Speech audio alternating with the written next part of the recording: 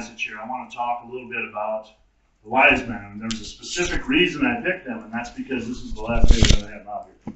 They're going to be going away after church today. We'll put away all the decorations, but we've got our three wise men here. So I want to talk about that a little bit, about the passage in the Bible that covers that. So if you would, just join me in a word of prayer as we begin here. Father God, I thank you so much for the blessings that we receive from you day to day. I thank you, Lord, so much that we can come to you and that you're open and waiting for us to come to you in prayer, to come to you in supplication, to come to you in worship, Lord. As we go into this message, Lord, I pray that you just give me the words that you want spoken. Lord, bless this service and bless all of us. Help us to receive your word. In Jesus' name, amen. All right, Matthew 2, 1 through 12 tells the story of the three wise men. And the three wise men, we're going to go into a little bit about them because it's not quite what we see today, probably not what the Bible had intended. So we're just going to read through it first here. Pete will get over there and click it for me. Matthew 2, 1 through 12. After Jesus was born in Bethlehem in Judea during the time of King Herod, Magi from the east came to Jerusalem and asked, "Where is the one who has been born the King of the Jews? We saw his star when it rose and have come to worship him." When King Herod heard this, he was disturbed, and all Jerusalem with him. When he had called them together, all the people's chief priests and teachers of the law, he asked them where the Messiah was to be born. In Bethlehem in Judea, they replied, "For this is what the prophet has written. But you, Bethlehem, in the land of Judah, are by no means least among the rulers of Judah. For out of you will come a ruler who will shepherd my people Israel." Then Herod called the Magi secretly and found out from them the exact time the star had appeared. He sent them to Bethlehem and said, "Go and search carefully for the child. As soon as you find him, report to me so that I too may go and worship him." After they had heard the king, they went on their way, and the star they had seen when it rose went ahead of them until it stopped over the place where the child was. When they saw the star, they were overjoyed. On coming to the house, they saw the boy with his mother Mary, and they bowed down and worshipped him. Then they opened their treasures and presented him with gifts of gold, frankincense, and myrrh. And having been warned in a dream not to go back to Herod, they returned to their country by another route. The three wise men story that we have here is based more on legend than on biblical fact. Now, obviously the Magi were there, but were they three? The only thing that says they were three is the fact that there was three gifts. In all likelihood, they traveled in a huge entourage, and there could have been a dozen wise men with three gifts. We just go off of the three gifts. Now, we talk about gifts and we exchange gifts because of this story in the Bible. That's where the whole gifts exchange at Christmas came from. But these three wise men that came are, as I said, could have been much more than three. And even though we sing "We Three Kings," a song made up for Christmas, and I'm not saying there's anything wrong with that song, it's not something we can definitely identify from the Bible that there was only three. And in all likelihood, unlike all the Christmas pageants we've ever had, they didn't wear bathrobes either. So what do we know about these three wise men for sure? Well, we know that Herod recognized them as being someone of importance. So they were someone of some sort of importance. It says they came from the east. Well, when we think of the east, we three kings of Orient, Orient just means east, but when we say we three kings of Orient, we think Asia or something like that. But in reality, biblically, when they would say east, at that point in time, they were talking east of the Tigris and the Euphrates River. Well, east of the Tigris and Euphrates River is Persia, which modern day is Iran and Afghanistan, but that was the Persian Empire. So when these when these wise men came, they came from that area. Now, Magi, the word Magi is not king. The word Magi is wise man. And that's where we get the word magician. It's also where we get the word magistrate. Now, the Magi had a special role in the Old Testament. The Persian Magi were mentioned specifically. In the book of Daniel, when Daniel was taken by Nebuchadnezzar into the Persian Empire, the Magi were the ones that were interpreting for the king. They were the ones that were advising the king. They were all of They were where he would go to if he needed wisdom. And that's Daniel, as we know from the Old Testament, interpreted the king's dream. And he was recognized not only as a Magi, but the head of the Magi. The same words, the head of the Magi. So Daniel took that role, and they were scholars. And they were also legal minds at the time. In Daniel and Esther both, we hear of the law of the Persians and the Medes. That was the recognized law of the day. That was the legal system that had been built, and it was the only real legal system at the time. So when the Magi come, that's who they really are.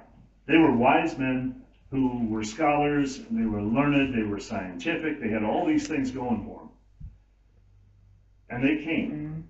Now there's a lot of things that we can learn from this short little passage. 12 verses in the Bible is all they're really mentioned. But there's a lot that we can take today from what happened in those 12 verses. And the first thing I want to bring up is that these wise men were wise enough to seek him. They were wise enough to seek Jesus. Now we know that they were Gentiles. They weren't Jewish. They had no dog in the fight, per se. And yet, they were smart enough to see what was going on. Now, God led them in some ways with the star, and we don't know for sure. Maybe it was writings from Daniel that made them realize what the star meant. Maybe it was something that was in their documentation and books that they had. We don't know. What caused them to identify that star with the birth of the Messiah? But they did know that. Whatever it was that caused them to know that, they followed through on that. They followed through on the fact that they needed to go and actually see what was happening. Now, in verse 2,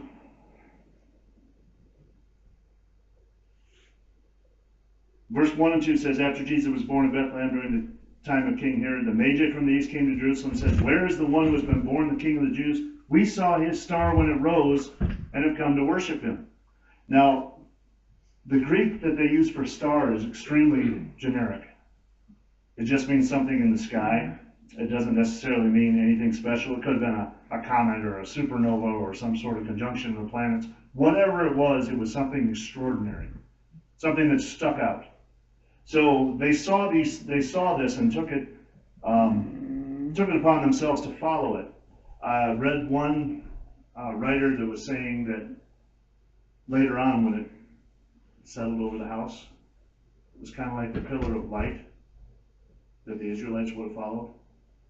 It wasn't just a star in the sky, it was actually a pillar of light that they would have seen. What an amazing thing, especially for scientists and academics like they were, to see these things happening. I mean, the stars are fairly consistent. They don't change a whole lot. But to see something like this happen would have been just awe-inspiring for them. They would have really appreciated it. And when they appreciated it and followed through on it, that's the lesson for us. Not only did the star appear, but the star appeared and disappeared. And then reappeared. It appeared and led them, but they didn't go to Bethlehem initially. They went to Jerusalem. And then it says afterwards it reappeared. And they followed it right to the house. So it led them first to Israel, and then right directly to the house. Again, pretty awe-inspiring for guys that study the stars. Now, some things we know about this. Number one, it would have been a difficult journey. If they were coming from Persia, it would have been anywhere from 500 to 1,000 miles. That's not in a car. That's not on a plane. That's 500 to 1,000 miles. We don't know if they were on camels, because we always throw a camel in with these guys. Might have been, because that would have been kind of camel area. We don't know exactly if it was a camel that brought them here, but to come that distance would have been dangerous.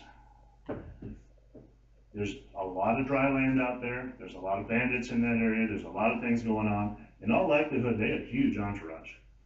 They brought servants. They brought bodyguards. It was a big deal. And these guys were wealthy, and they would come with an entourage. There would be a parade of these people in this caravan coming in. They had to really believe to undertake that journey. You don't take a journey like that thinking maybe there's something on the other end. You have to be committed and convinced that there is something there that we need to see. Taking that journey, that long a journey, It shows a lot of commitment. Despite the disinterest of others, they continued. They showed up in Jerusalem looking for the king of the Jews. They walked in thinking, hey, these guys will be able to point us the way. We're in Israel, let's go to the capital. And people weren't really all that interested. Nobody recognized what they were asking for initially. But even when that happened, they still went. And in Jerusalem, there was no celebration going on. If there's been a king, when a king is born, in this time in history, boy, that's a celebration. Even in our time in history, when, I don't remember, as Charlie is his name, I think, the great-grandson of the Queen of England was born, was a big deal. Huge celebration in England. If that had been happening in Jerusalem, it would have been understood, but it wasn't. Herod didn't have any knowledge of it whatsoever. He was the ruler at the time. He was actually a governor appointed by Rome, and he wasn't actually Jewish. But he was appointed by Rome. He was in charge and didn't know about it. The biblical scholars later are sent to look for it, and they figure it out, but they didn't know ahead of time. They hadn't noticed all this stuff going on. Everything had followed prophecy, and they somehow just let that slip. It just wasn't important enough that they paid attention. Now, Herod himself was a very strange person. He was a tyrant. He was a murderer. Before he died, he had killed his brother-in-law, his mother-in-law, his wife, and 3 of his sons, because he was so afraid somebody was going to take his power away. He was killing his own family off.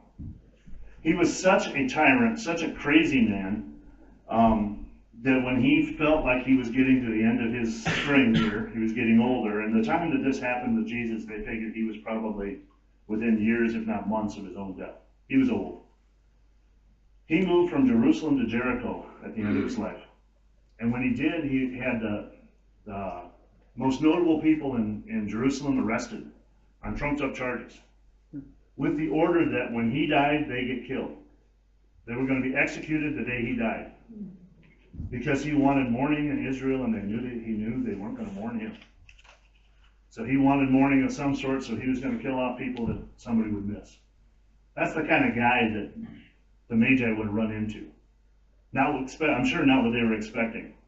They were expecting more. They were expecting the celebration to be going on. They may have expected it was one of Herod's children.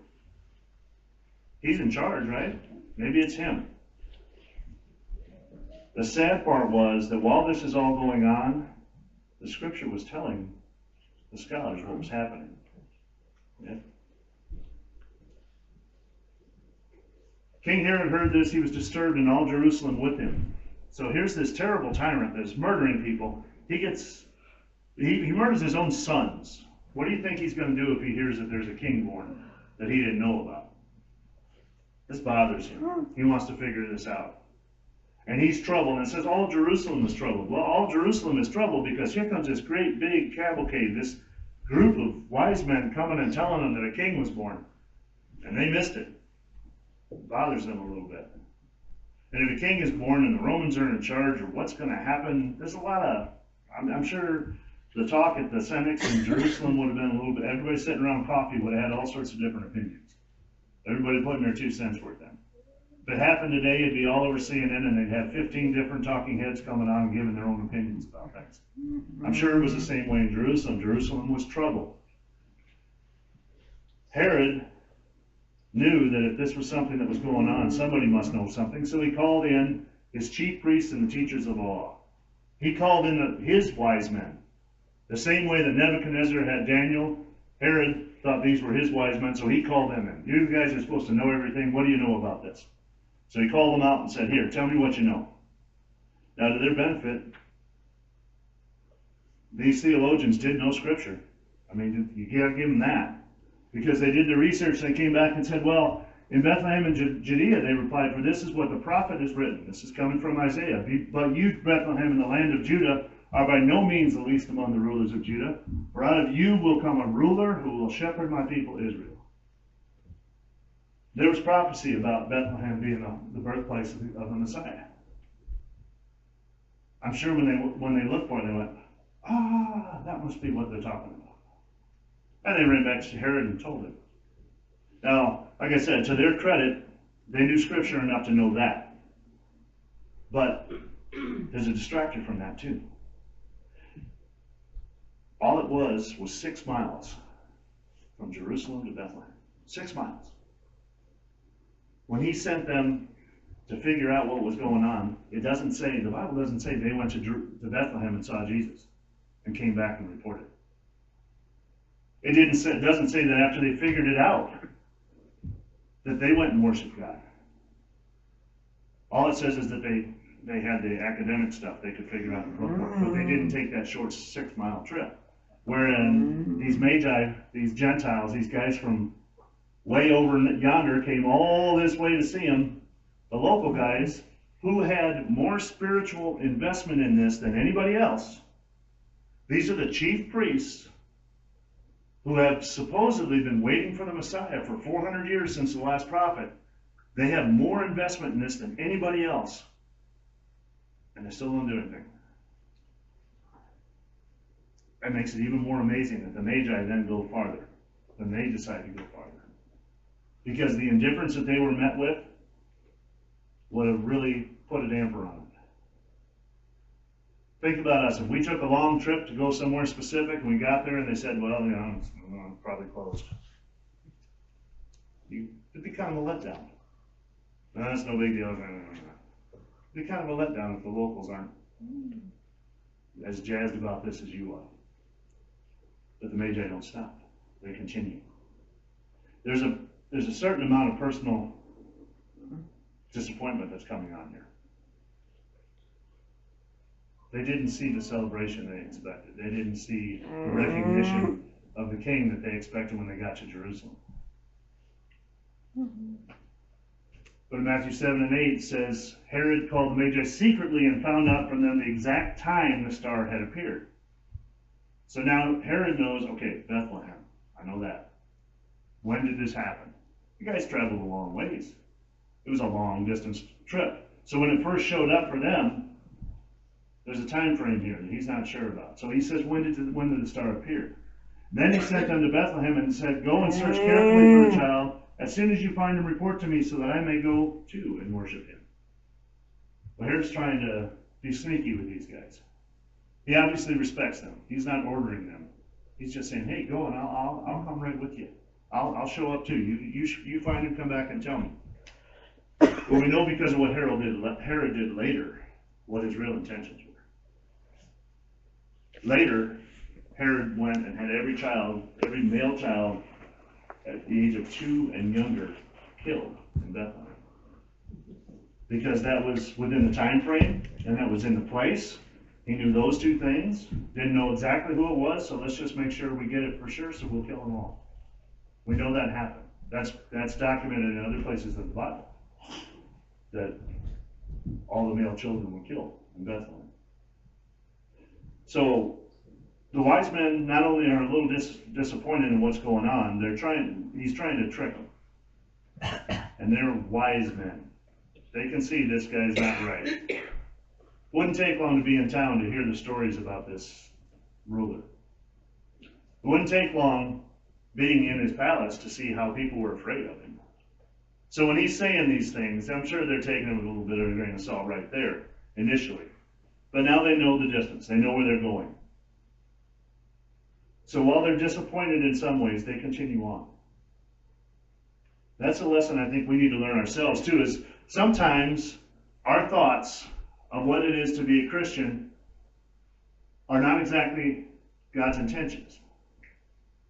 Sometimes we think, well, because I'm a Christian, this is going to happen. Life's going to be easier. Nobody ever promised that. That's not what God said. Well, this shouldn't happen to me now because I'm a Christian. What we perceive, what we look at, our own personal expectations, sometimes are not what we get. So when we look at the Magi here, I'm thinking, would have been pretty easy to turn around and go home. Would have been pretty easy to just say, we must have been wrong. But they persevered. They continued on even though it was not what they expected. Another thing they were wise enough to do, they were wise enough to worship.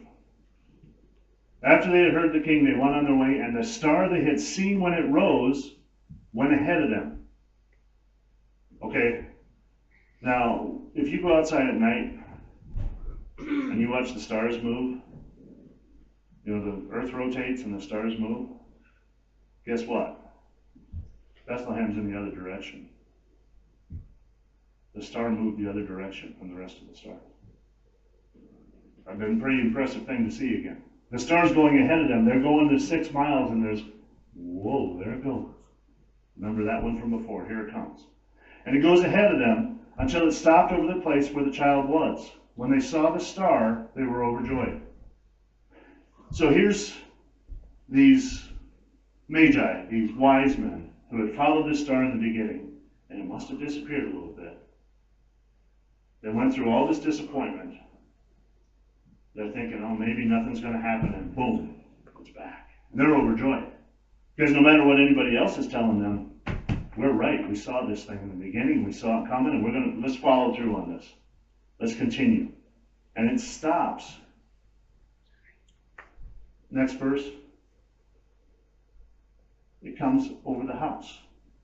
Now, we know another thing just simply based on this is because the word house is used here and not stable. Not the same words that were used in Luke. So Jesus is not a newborn at this point in time. Even though we've got him here sitting at the stable, Jesus was not a newborn when the wise men showed up. The hoopla had ended. The shepherds were gone.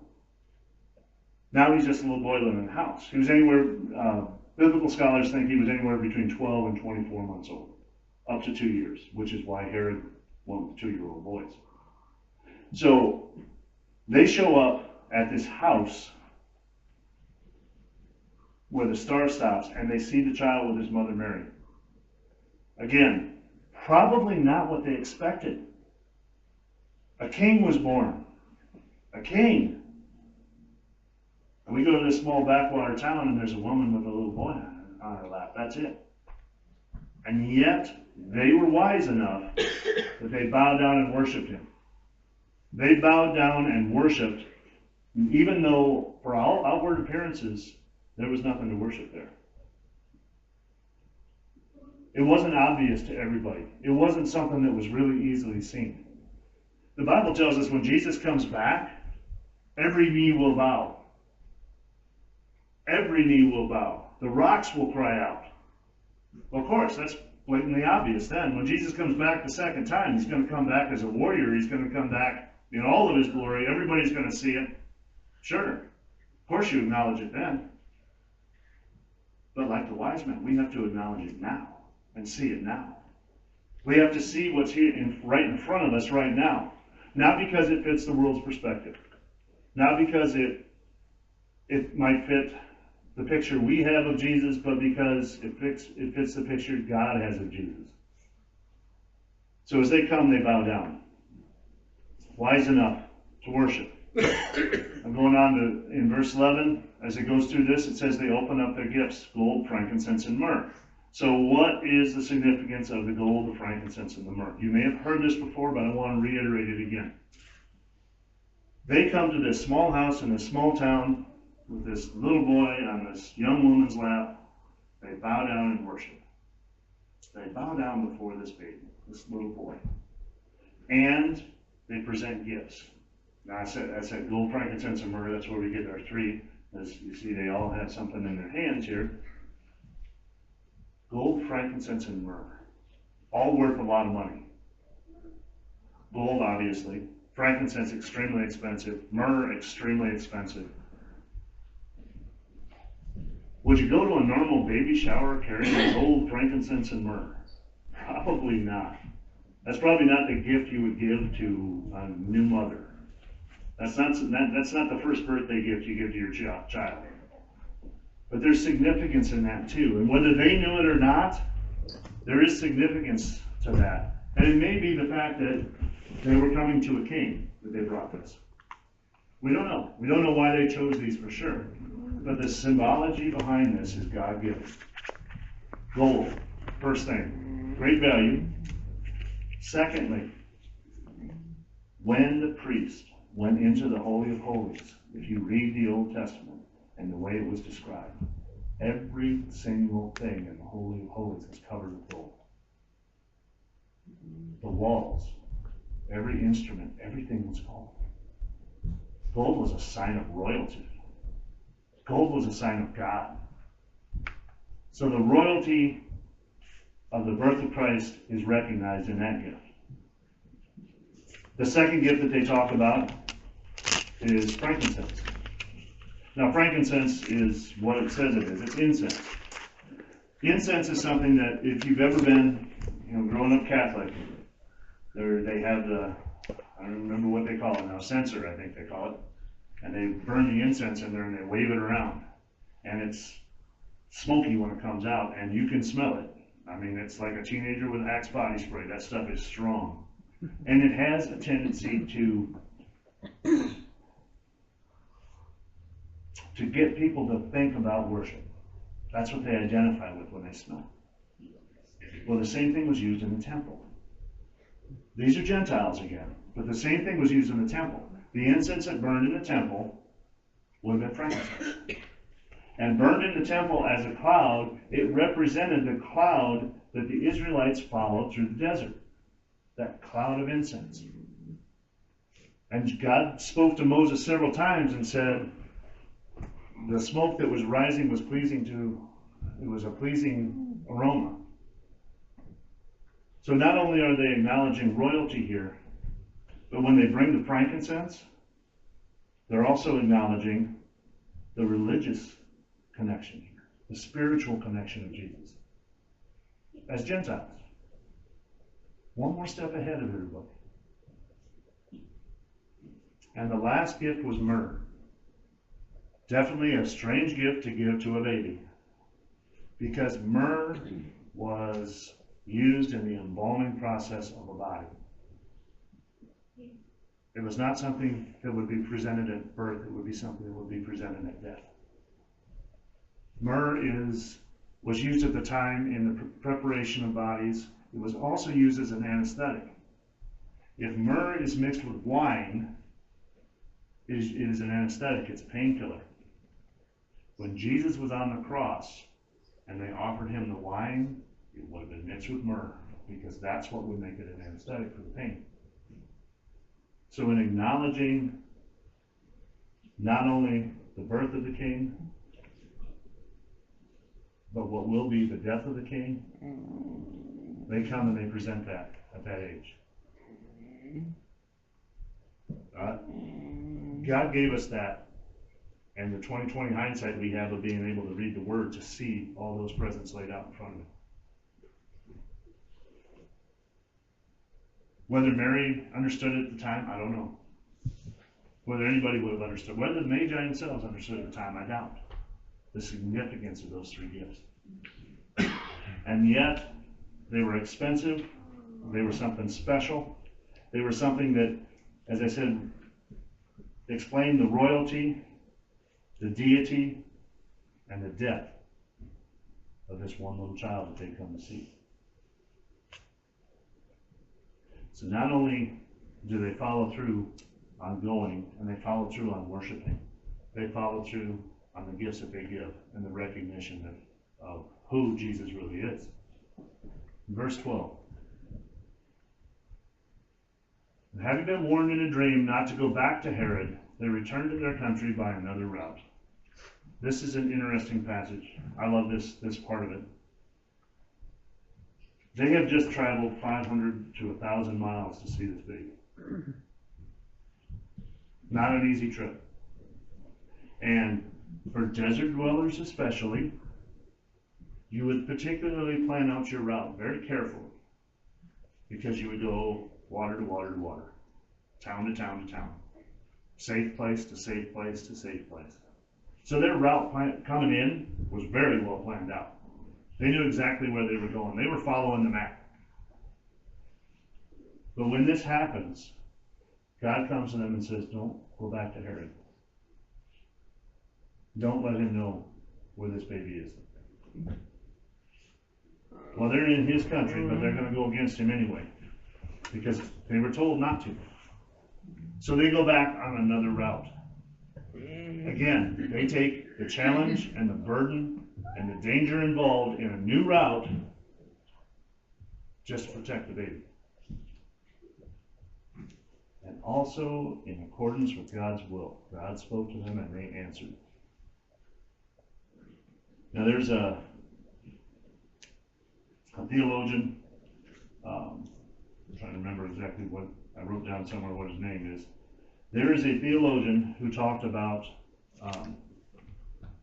the Magi, and he said, only the faith of the thief on the cross next to Jesus would have been equal to the faith of the Magi.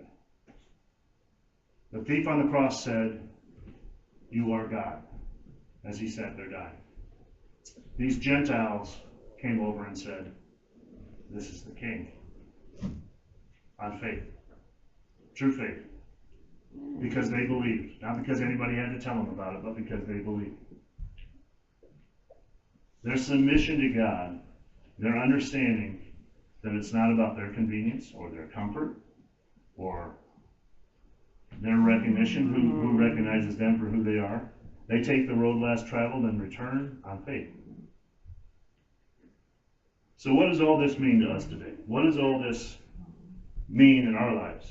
Okay, so we've got the story. We've got the Magi. What does it mean to us? Well, the first thing we have to realize is they are an example that God laid out for us. Why bother to put this in the Bible? Why did Matthew write it down? It could have been just a blip in history that wasn't even noticed. We didn't get names of these wise men.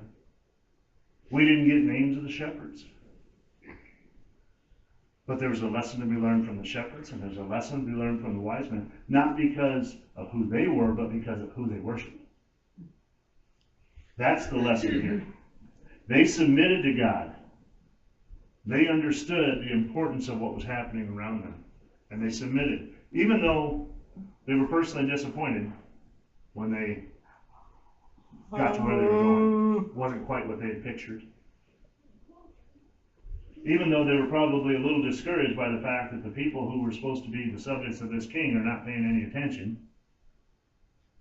Even though they get to that house and there's just this tiny little house in this tiny little dirty town, there's nothing of a town. Bethlehem isn't really nothing on the map. And there's just a baby there. They worshipped. And even though the gifts that they brought were above and beyond what this child would have been, if he'd have been a king in a palace, it would make sense, but he wasn't. They still gave the gifts. They still worshiped. So in this little passage, in these 12 verses, we see three different types of people. We see Herod, who, at the understanding of the birth of the king, of the Son of God, of the Messiah, was openly hostile. We see the religious leaders, who, while they have the knowledge, all the knowledge that you could possibly have of the king's birth, are indifferent. They don't even take the time to walk the 6 miles themselves. And then we see the wise men. The wise men who travel forever and go through all this difficulty and all these ups and downs, emotional ups and downs, all these different things, to just simply follow what God tells them to do. He puts the star up there. They get the foreknowledge. They come. They run into these difficulties, they keep going.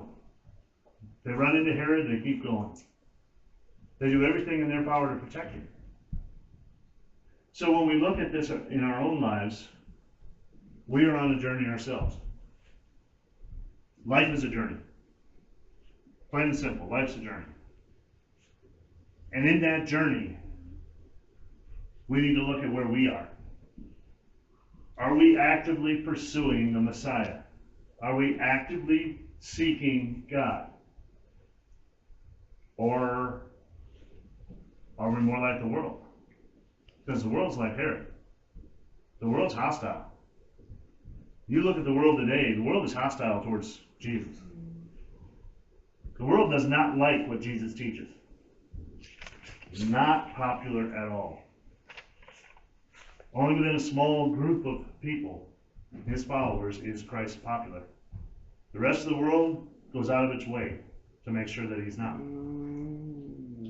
Did you know that in the country of France right now, it is illegal for any religious symbol of any kind to be displayed? It's a law in the country saying there cannot be a cross displayed anywhere. It's illegal.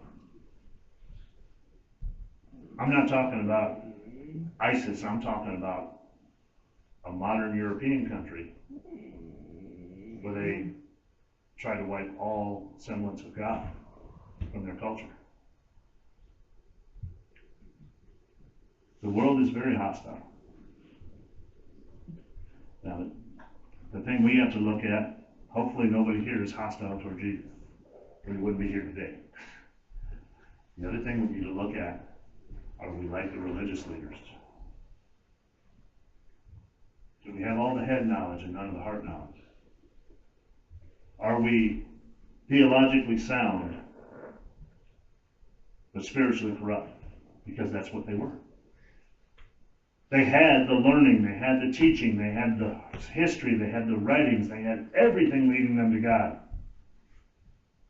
And yet, they chose to ignore him. Right up to the point where they said, crucify him.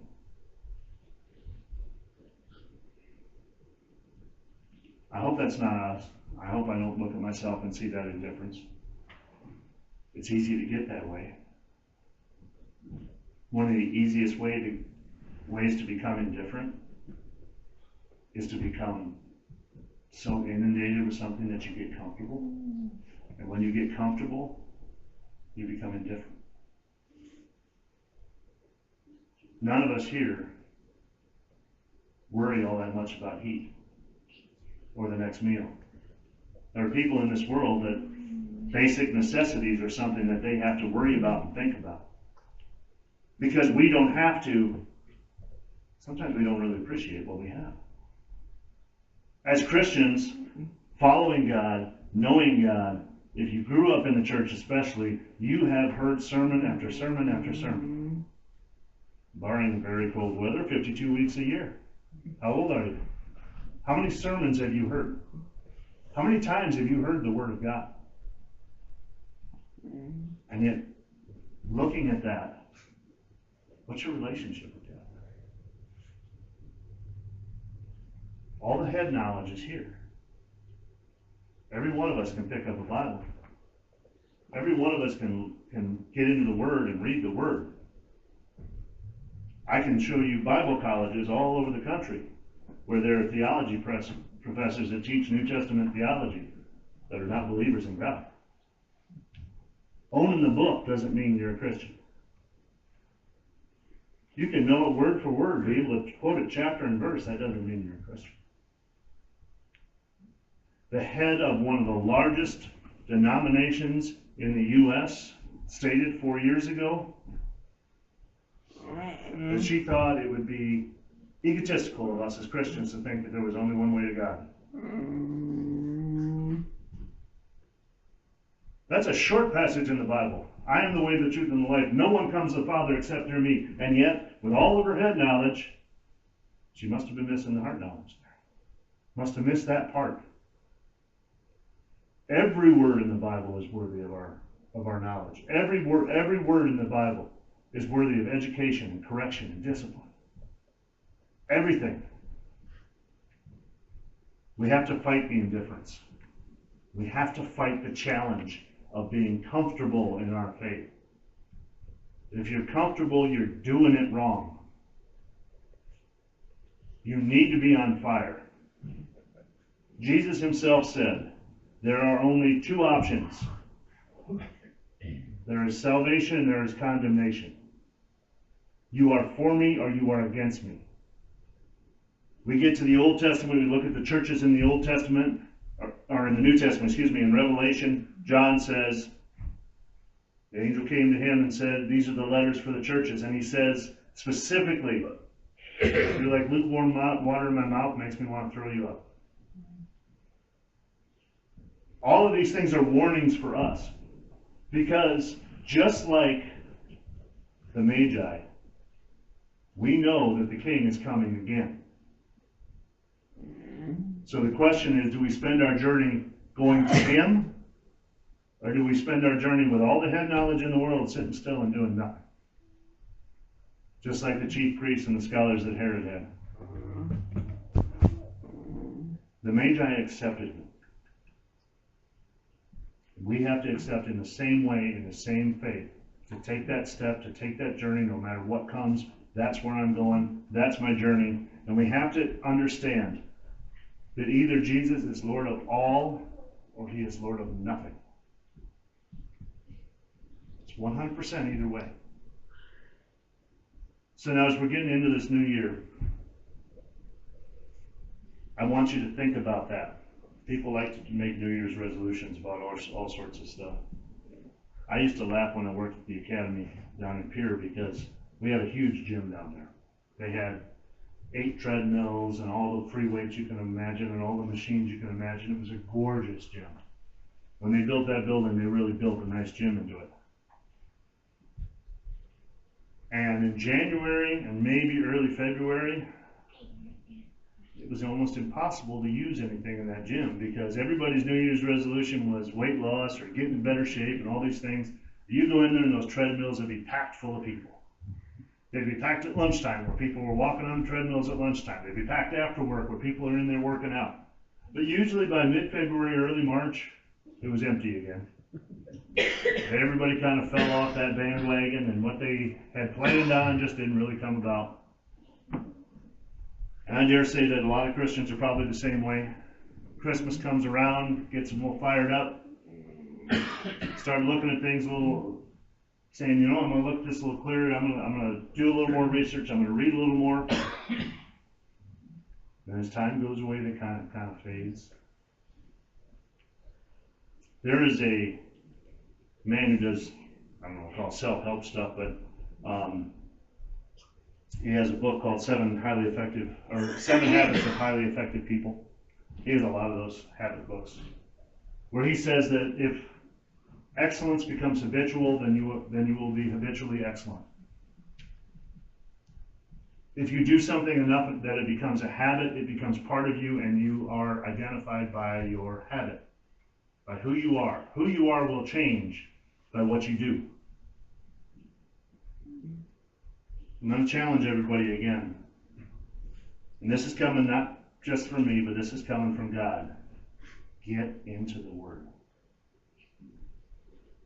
There's a really simple way of doing it. I found this simple way 2 years ago, and it's been awesome. And my wife would admit that, or would confirm or shout from the rooftops that it's changed me. Daily, I read the Bible. I go online and read the Bible. Because I sit down on my computer in the morning, and that's where I get my news and all that kind of stuff, because we don't watch television or anything. You check Facebook, you do all these sort of things in the morning, check your emails, all that kind of stuff already.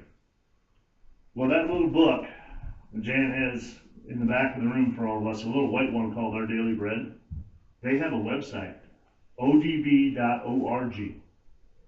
odb.org. And what's in the book is on the screen. So you can go on there and you can read that little passage. It's cool. It's neat. There's some really neat insight there from people that are taking a small piece of life and looking at it and giving you examples. It's really a neat little devotional. But at the top of that website, there's also a link. And you can click on it. And reading the entire Bible through the year, you click on that, and you'll get something from the Old Testament and something from the New Testament. It'll take you about 15 minutes tops to read it. 15 minutes. God gave us life. He has given me 50 plus years on this earth. Why can't I give him 15 minutes a day? 15 minutes. If you get into the Word, I will guarantee that you will see something you have not seen before. You will understand something that you have not understood before. You will feel something you have not felt before. And God will reveal his intentions and his guidance for your life through the Word. When you open it up, it's there. The instructions are there. You will read something you've read before, and the circumstances in your life will make you go, oh, wow, that applies to me right now. All it takes is a small amount of time.